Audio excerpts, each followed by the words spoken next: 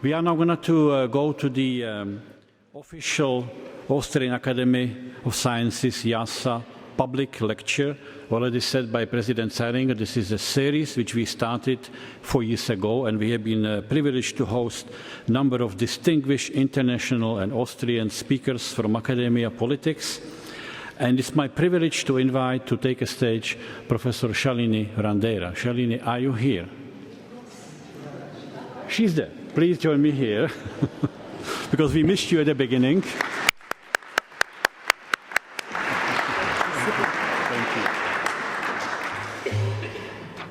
you. As already mentioned by Vice President Sonja Pucci, we have a partnership between European Forum Albach and IIASA. This is a partnership which goes really to the substance of the matter. We are discussing, we are meeting, we are fighting, we are doing everything together. And it was actually European Forum Albach to whom I should thank for meeting this wonderful person. I confess I missed completely on her. She was in Vienna. That's my fault, and I would never forgotten myself if I would have not met her. Namely, Forum Albach was celebrating 70th anniversary. It was last year, and Shalini was the main speaker there, and we were all taken by her knowledge, by her passion, by her expression, by her conviction about things she talks about.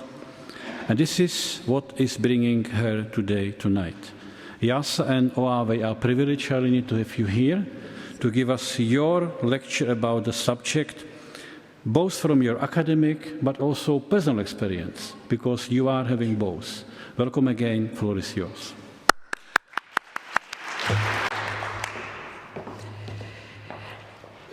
Ladies and gentlemen, it's a great pleasure and a privilege to address this August Assembly this evening. My special thanks go to you, Professor Pavel Kabot, for this invitation. I promise this is going to be the shortest keynote I have ever given, because I know that I stand between you and a very august panel which follows this speech. In fact, I could sum up my entire speech in just one sentence. As the famous Jewish telegram said, start worrying, details follow. The details that follow have been worrying me, as Pavel pointed out, since 40 years of ethnographic fieldwork among the urban and the rural poor in India, and it's some of these insights into the precariorization of livelihoods, into lives made disposable, and to the struggle for citizenship rights against these that I want to share with you. The thousands of refugees who continue to arrive in Europe each day face innumerable obstacles, not only physical barriers, walls, fences, and barbed wire, but an even deeper resistance in the nationalism and xenophobia growing across the continent. The violence that they are subjected to at home has received considerable media attention. Outside the glare of the media coverage, however, continues unabated the slow structural violence of internal displacement, destitution, and destruction of livelihoods that millions face in the global south in the name of development and economic growth. It is to the economic and political processes that make urban and rural livelihoods precarious and render some lives disposable that I would like to draw your attention this evening. For no model of development can be socially sustainable if it pauperizes large parts of the population, disenfranchises them, and treats their lives as waste destined for the dustbin of history.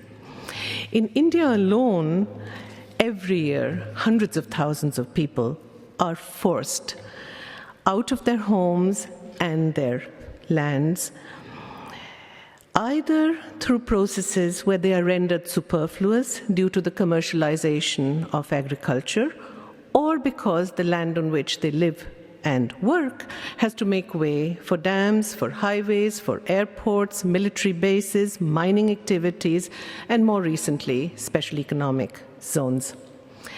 These are fishermen, fisherwomen, pastoralists, landless laborers, small farmers, who are turned then into urban slum dwellers, and then once again forced within the city out into the margins of the city due to corporate land grab and real estate development, which beautifies these cities, builds malls and high-rise apartment houses for middle-class city dwellers.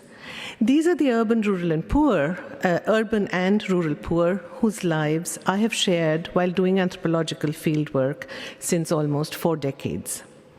And as I witness, record, and participate in their political struggles and also their legal battles for social justice and citizenship rights, I've often asked myself the question, what do we owe to the suffering and the dispossessed if we are to call ourselves ethical beings? One way to answer this question would be with Levinas. With Levinas' account of a basic hospitality that constitutes our humanity. A hospitality that involves curtailing our enjoyment of the world when confronted with another's wants. Let us remind ourselves that Levinas describes the self as both host and as hostage to others. We are hosts to others because welcoming them into our world is a precondition for the relation of identification and differentiation between us. But we are also hostages, because our personal identity is determined by how we respond to the demands others place on us. In his profound treatise, Otherwise Than Being, Levinas reminds us of the irreducible humanity of other human beings that is founded in the face. Faces, not numbers, not statistics, faces confront us directly and immediately, and they refuse typologies. And they also illustrate yet another aspect of human beings, the vulnerability of the naked face. But as Judith Butler has argued in her new book, Notes Towards a Performative Theory of Assembly, the question of morality is intimately interwoven with that of biopolitics. That is the power that organizes life, which differentially disposes lives to precarity and even establishes a set of measures for the differential valuation of life itself. As Butler rightly suggests, the most individual question of morality, which we can pose as, how do I live my life, is deeply intertwined in the biopolitical question, which we can formulate as, whose lives matter?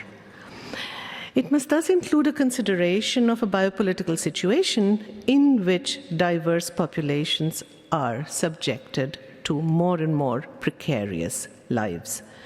Induced and reproduced through decision-making, both by the state and by supranational institutions, this is a deliberate political process of impoverishment, of making lives insecure, and of making work informal, that is responsible for displacement, for homelessness that tears apart on the pavements of Bombay, where I was last doing field work, dense kinship networks of support and erodes social safety nets in the pursuit of profit.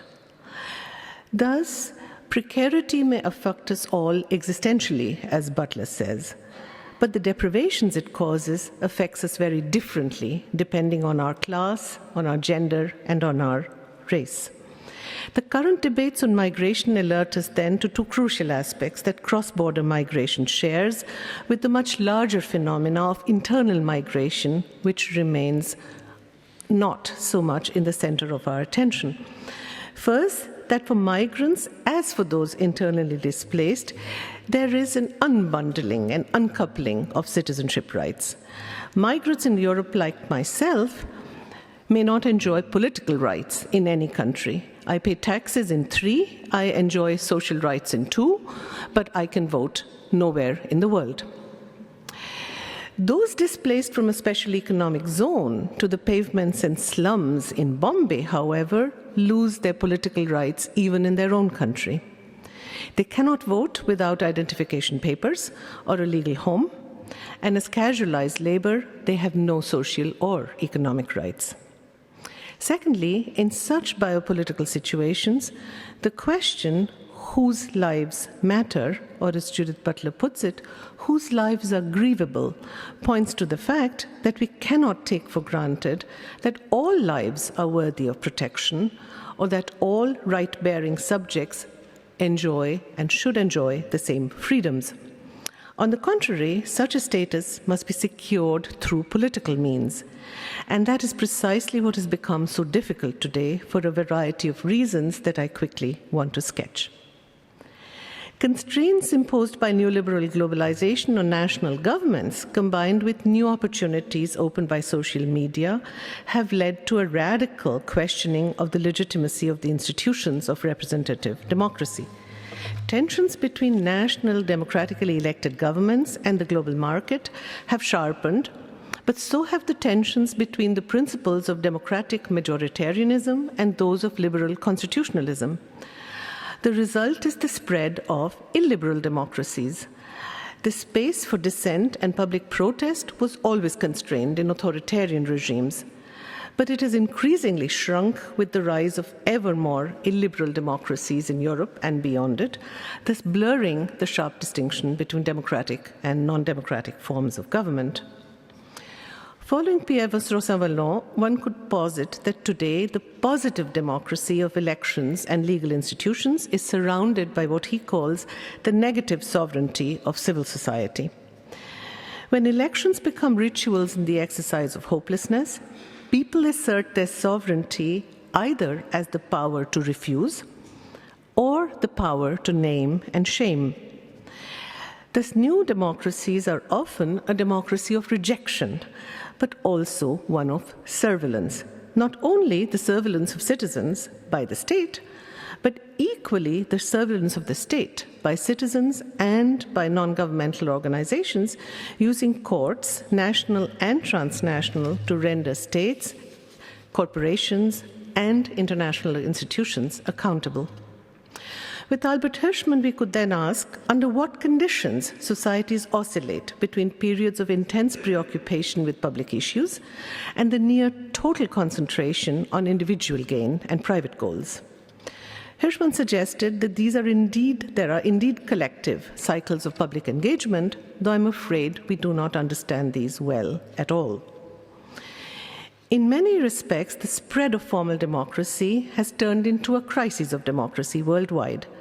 Trust in the political institutions of democracy, parliaments, governments, political parties, elections, is in free fall in many established democracies, while many newly democratized societies are experiencing what Larry Diamond calls democratic recession. Citizenship rights are imperiled everywhere, even in established liberal democracies, where the nature of politics has undergone a significant change over the last decades. Neoliberal thinking has represented a turn away from the idea of politics as the creation, mobilization, and realization of collective purposes or the common good in and of a political community.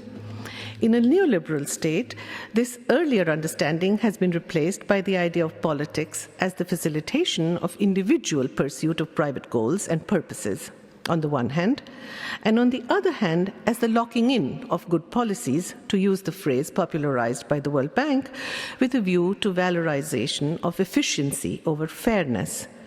Thus, policy-making is taken out of the realm of deliberative decision-making by parliaments, rendering it immune from electoral influences. In the absence of transparency and the possibility to debate alternatives, as we have seen in the TTIP debate recently in Europe, such policies lack social legitimacy, even if they are formally legitimate.